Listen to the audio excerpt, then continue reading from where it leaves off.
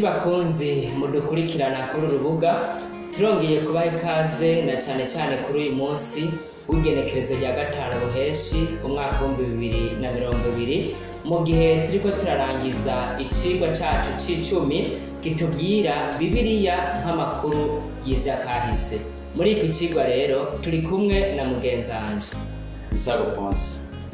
Misago Ponsier. By'ukuri tugiye kurabira hamwe ibijanye n'ibindi vyo kwiga no kuzirikana. Nkundira rero imbere yuko tugira ico tuvuze ubanze udushyire mu maboko y'Imana. Reka dusenge. Turagushimiye nyiri cyubahiro mu Imana nyine imbabazi nyinshi kugira ubuntu bwinshi butangaje ari nayo mpamvu kugira muri kano kanya tukiri bazima. Rero turagutumiye kugira ngo uze ube muri kino kibanza utubabarire ibyaha n'ibigabitanye byose bituboneka ko maze tuboneke imbere yawe twemeye uzobukoze. Amen. Wabariye twebwe wabarire abatwumviriza kandi ikiganiro nk'iki kidufashe kugira ngo kitubera amendeza zotuma tugera iwawe uzobukoze. Amen. Ubuntu bwawe rero ube hose na hose mu izina rya Yesu. Amen. Ni vy'ukuri ko dufise abadukurikirana benshi kandi vy'ukuri bamwe nabo mu iki gihugu cy'u Burundi, hariho n'abandi badukurikirana ari abarundi mugabo bakaba batari mu iki gihugu cy'u Burundi. Kandi sinkekeranya Bosien, ndazi ko hari mwabo wabonye bagize icyo bavuga batari no ngaha mu Burundi. Kugira ngo n'abariko baratwumviriza barakeneye rero kumenya ivyayo makuru. Tugire kido nido maze tubone kubandanya. Rero ku bantu badukurikirana abari mu Burundi n'abari hanze, mu by'ukuri twishimira cyane kubana namwe. Turabashimiye kandi cyane turabakengurukiye abantu mwese mugira ico mubajije, abantu mugenda mukiyabonesha kuri urubuga kugira ngo igihe cyose hatambutse ikigwa muzohore mukibona, abantu mutegereza mugakurikirana iyi ndongozi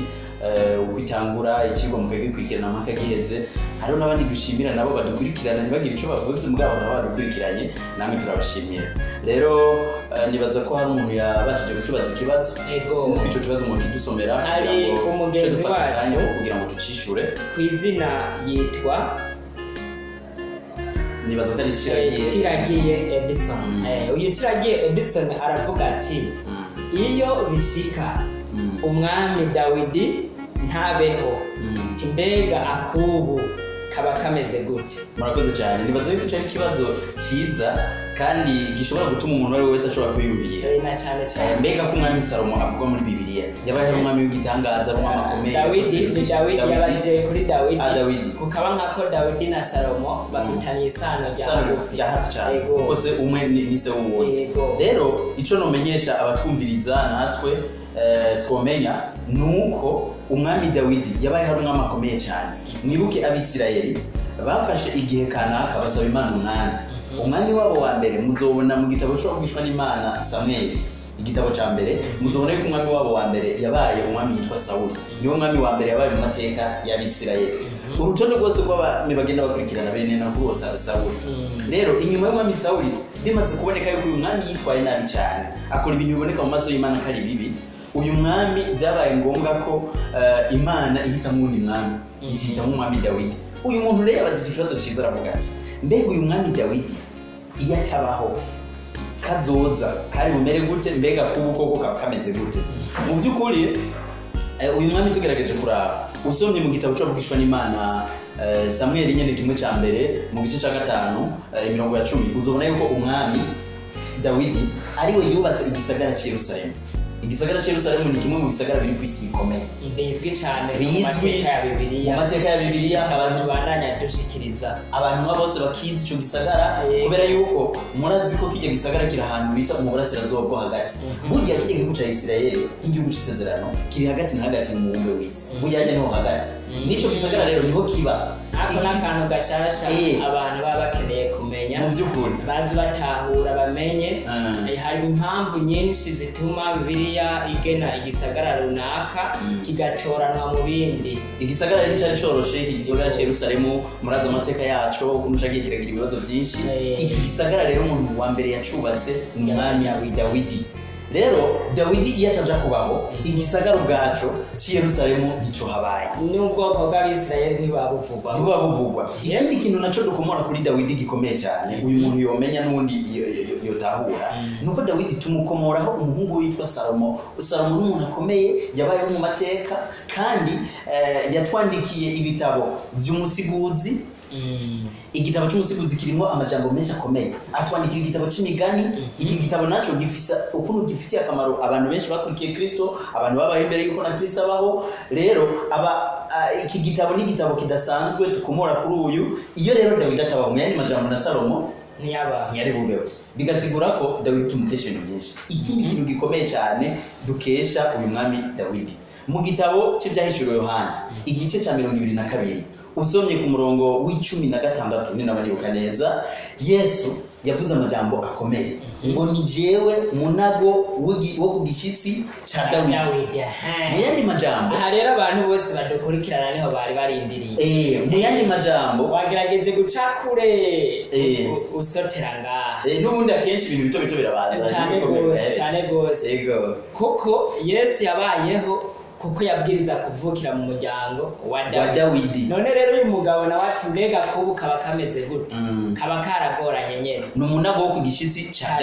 Dawidi yabaye umwami nico gituma twabonye mu vyigwa bibanza yuko ubwami bwiwe bwiswe igihe cy'inzahabu birumvikana yuko ari igihe gikomeye cyane igihe Abisirayeli babayeho neza ugereranya ikintu n'izahabu ubushatse kuvuga ikintu cy'agaciro kanini ari nayo mpamvu rero ubwami bwa Dawidi bugereranywa n'ubwami bwa Mesiya ari naco gituma Yesu yemeye kwiyitirira yuko ari umunago wo kugishitsi cha Dawidi kugira ngo ashushanye ubwami bwiwe mu buryo bw'igishushanyo ubwami bwa Dawidi n'ubwami bwa Mesiya rero mu by'ukuri nibaza yuko mwene data dufashanije kuri iki kibazo arashobora no kugira n'ikindi kibazo yo kwandika hanyuma tukacagura biruseho rero Imana imuhezagire kandi hezagire n'abadukurikira byose by'ukura kubu kaba kagorana cyane rero ku bwa Dawidi byatumye n'isezerano riboneka abana b'isezerano babaho Isirayeli rabaho kandi na Yesu Kristo aravuka Imana rero yagize neza kuba Dawidi yarahabaye hama rero muri iki cigwa c'icumi harimwo amateka y'amazina mwamwe yagiye agaruka kenshi kandi ayo mazina ni nayo yadufashije cyane mu kumenya ivyo twagiye turiga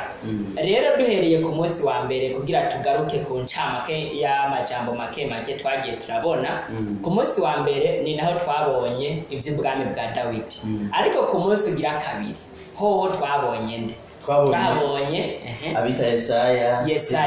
Hezekiya n'umwami yiswe Senakerubi bagatera uyu mwami yateye Isirayeli akayoboza tubona Yesaya umuhanuzi yavuze ibintu byinshi bikomeye cyane yerekana ubwoko bw'Abisirayeli ukuntu buzogenda burakurikirana tubona Hezekiya nk'umwami w'Abisirayeli rero twaragize amahirwe yo kuba muri kino kigo mu by'ukuri twisobanukirwa ibintu byinshi ari nayo mpamvu twibaza yuko Imana yabanye natwe ku munsi ugira gatatu naho ku munsi wa gatatu aho twita mardi hari umuhanuzi akomeye cyane umuhanuzi akomeye cyane ariwe n'ubuhanuzi tubona bw'iminsi 2300 tubona ubuhanuzi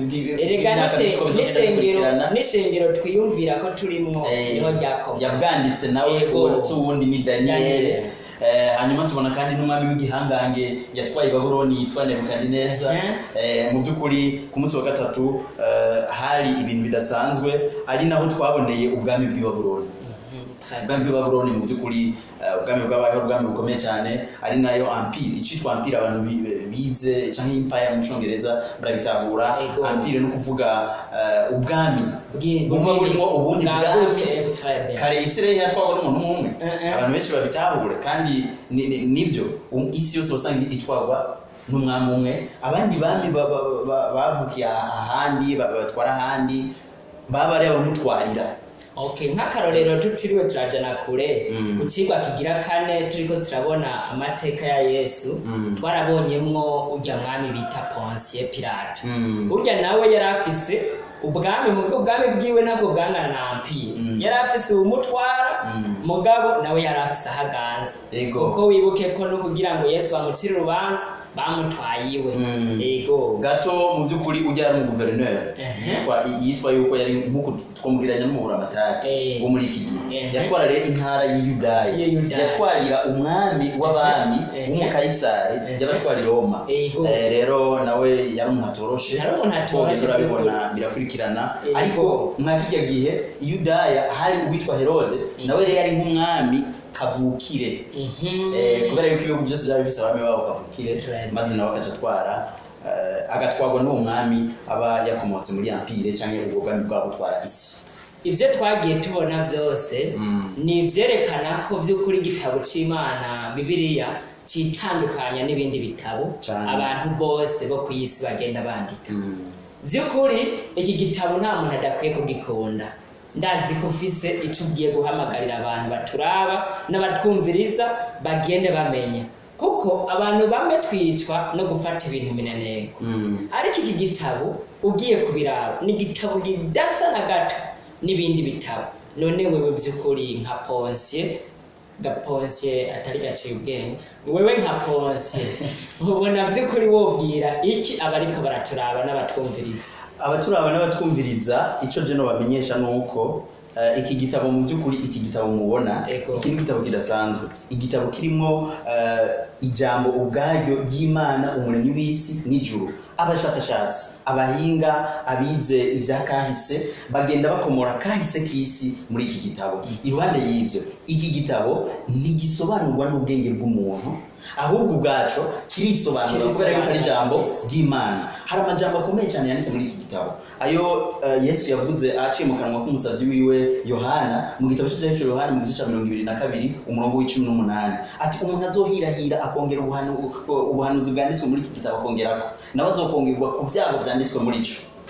Mwene majambo iki gitabo iyo kivuga uko n'abantu babwirizwa kwigenza no kubitwa bivuye mu kanwa k'Imana kigenda kinashiraka katuzo kubihana abantu babwirizwa kugira iki. Mu yandi majambo nta ukwiye kugira icaneguye kuri ico canke ngo yongereko. Mbenda kugira iki biki warutse ko abacamanza n'abandi bantu bose bakomeye batwara isi burya ivyo uzosanga bagendera ko ingingo n'imigenzereze ivyo bagendera ko niba abacamanza niba abategetsi burya babikura nga muri Bibiliya ni witegereza neza uzosanga akenshi ivyo bakoresha Bibiliya gira bivuga ko ikintu ari nayo mpamvu umusavyi w'Imana Paulo yandikira ikete Timoteyo ya 2 mu gice cya 3 mu 16 yambwiye ivyanditswe vyera byose byagize iki vyahumetswe n'Imana kandi bigira ikimazi cyo kwigisha umuntu kumutoza indero kugira ngo umuntu abe ari umuntu muzima akwiye atunga kugira ngo umuntu abe ari umuntu muzima abantu bose baraba bakifuza ari umuntu ashobora kugira ico amariye abandi bantu nuko hari amajambo abazi mu vyanditswe aba yagendeye mu vyanditse ivyanditswe vyera niyo atayazi akora ibisa navyo atavyo yamenye kubera Paulo yaranavyandikiye abaroma yerekana ko umuntu ashobora kugendera mu kugororoka atamenye amajambo y'Imana ariko kandi ivyo bisaba yuko abanza gusobanukirwa neza inkomoko y'ubweranda n'ubugizi bwa neza no kugoroka kose aho bikomoka naho ntandi muri iki gitabo.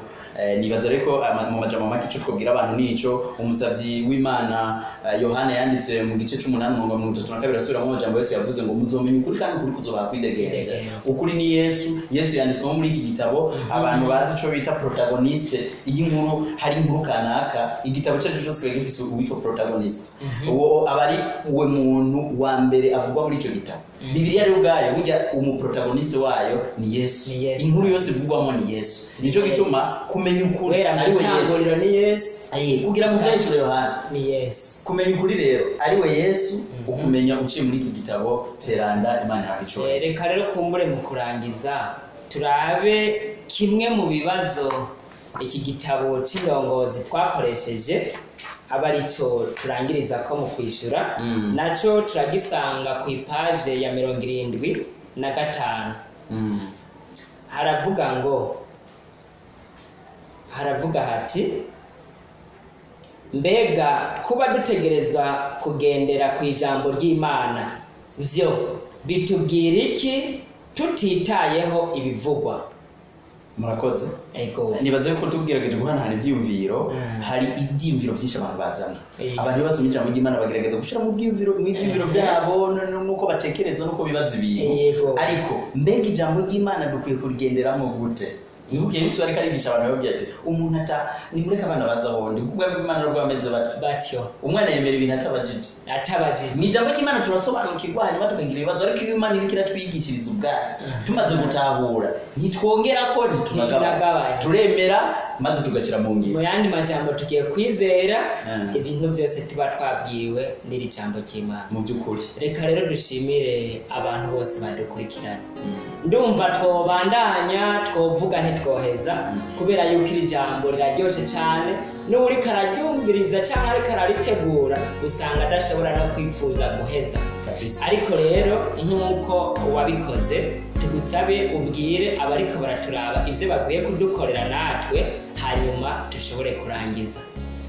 reka abantu badukurikirana no bamenyesha ko uko twabivuze mu ntango bakwiye kudutera inkunga ivyo rero babikora mu kugenda hasi ukuraba ivideo kuri YouTube cyangwa ireresi urabona ahantu handitse s'abonner ikoresha igifaransa mu cyongereza usanga handitse subscribe rero bagende bakirike ko cyangwa basonde ko bakoresheje suri yabo ya ordinateur cyangwa telefone bakoresha maze hirya baca babona akantu k'agakengeri bace nako bakemeza kugira ngo iminsi yose bazabame babona ibiganiro iyo bishyitse ariko ngo notification ushobora kucubora bahanditse toute cyangwa all mu cyongereza biravana kuko iyo umaze kugafyonda koko gatuma ikiganiro cyereche cyose dukoze uco kibona utatabisabwa ubwo nyene nawe ubwo nyene tukibona bose bonda tukibona kandi dushimire cyane nabagize uruhara ruhambaye mu kudukurikirana mwiyindwi abatwandikiye badushigikira bongera batunganira nabonye Imana ibahezagire amen tubamenyeshe rero yuko mwari kumwe Namisago Fonse ukishingiro ry'abatandatu musi mu Kanyosha hamwe na jewe Antoine Niyibitanga umwizera mu ishengero ry'Abadventiste umunsi w'indwi mu Kamenge reka rero imbere yuko dutandukana mu nkundire bisenge amen ewe uhoraho Mana yacu kibirengeye kizima izina ryawe niryubahwe amina dusubiye gushima byimazeyo ukuntu udukomeza ukuntu tugirira neza tutabikwiye raba wemeye ko ibwiza bw'ijambo ryawe usubira guca mu bana bawe biciye muri twebwe niyo mpamvu tugusavye ngo ibigabitanyo byacu ubitubabarire turakwinginze ngo amajambo tuvuga uduhe kandi amajambo tuvuga mwami abayumva akomeze kubahindura natwe utatwibagiye turagusavye rero ngo ubwo uduhaye kurangiza amahoro iyindwi wowe ubwawe ukomeze kutuyobora no mu munsi w'ikiruhuko dutanguye kugira ngo utugirire neza uduhe amahoro mu miryango utange impore ku bakumviriza bose n'abakuraba maze mwami Yesu ubwo turiko turitegura kuzokubona uduhe kwitegura vyiza kandi vyimazeyo tubigusavye tutagutegetse mu izina rya Yesu Kristo amen